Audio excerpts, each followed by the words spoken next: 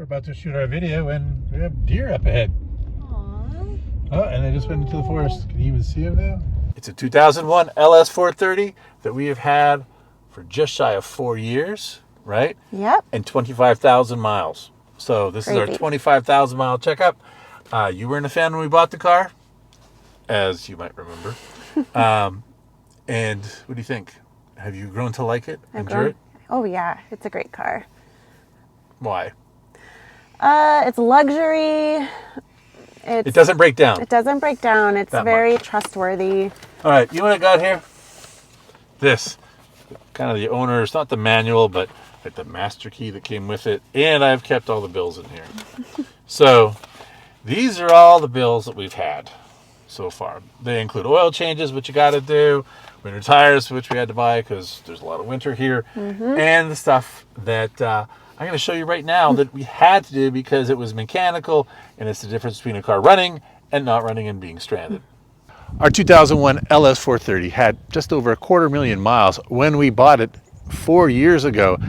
It did need, in that 4 years, some work done to it. Let me show you the mechanical stuff that needed to be done, not the stuff like the tires and some oil changes. That's stuff you do on every single car, but this is all this car needed. First up, let's show you.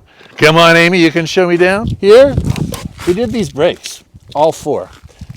These are brand new rotors. We did them front and back, both sides. That was $1,400 Canadian. And that really is number one. That was the most expensive thing we did. Let me show you what else we got done. All right, both of it under the hood. The timing belt, we got that done. And there should be a timing belt note. That was $1,100. We had that done fairly quickly early on because it hadn't been done in no one knows.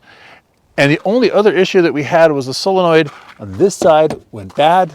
That had to be replaced. That was just shy of $500. So those are the mechanical things we did. Now some other things that have happened. Come take a look at this. Look at this rust. This, I'm going to show you videos. Like you see this is what it looks like now 4 years later. I'll show you pictures. You're taking a look at it now of what the car looked like when we bought it. That rust wasn't there for reasons I don't understand, right? There's 3M. Come take a look over here, Em. There's this 3M right here protecting it from rust. They didn't put it in the center. I don't know why. They never did. And so it rusted. You can see. Okay, now let me show you around over here. Follow me up. Here's where the other big rust was.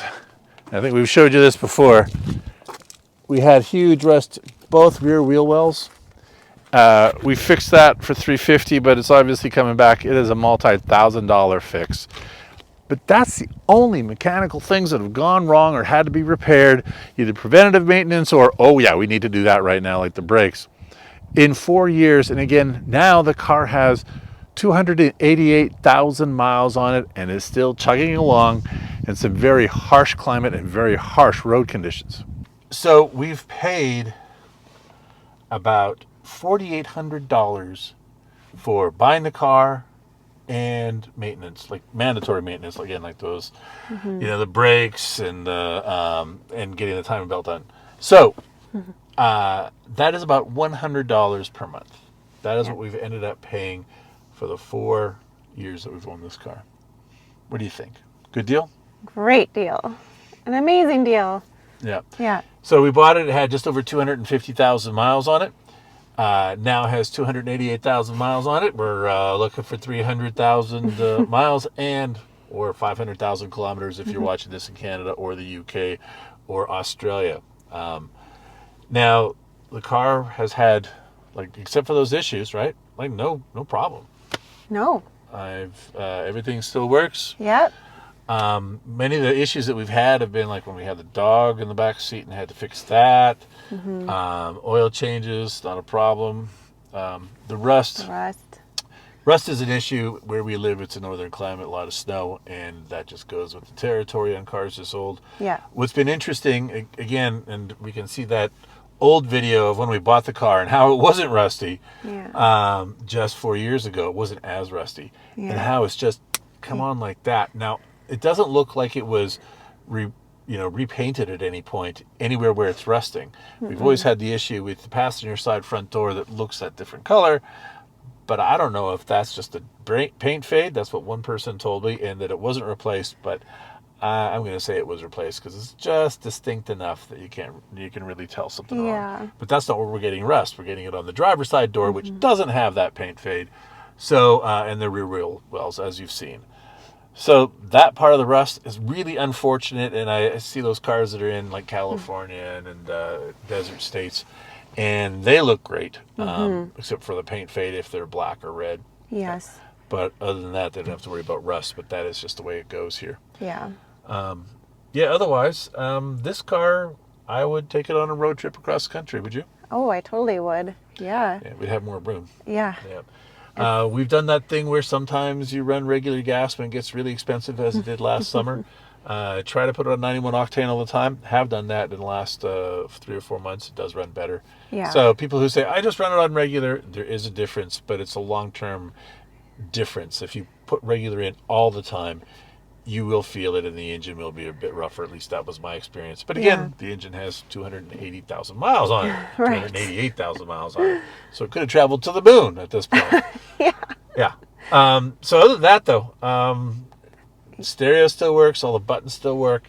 And the car is still got the check engine light on. Not going to change that. I was just rereading why it is. And the mechanic, because we've obviously had that checked out. And the cost of fixing it, it's not worth it. If someone could do it for us in a backyard kind of way, not just zap it, that'd be great. Yeah, we'll do that. Yeah. All right. Yeah. Otherwise, yeah, I would totally buy this car again, if we had the choice.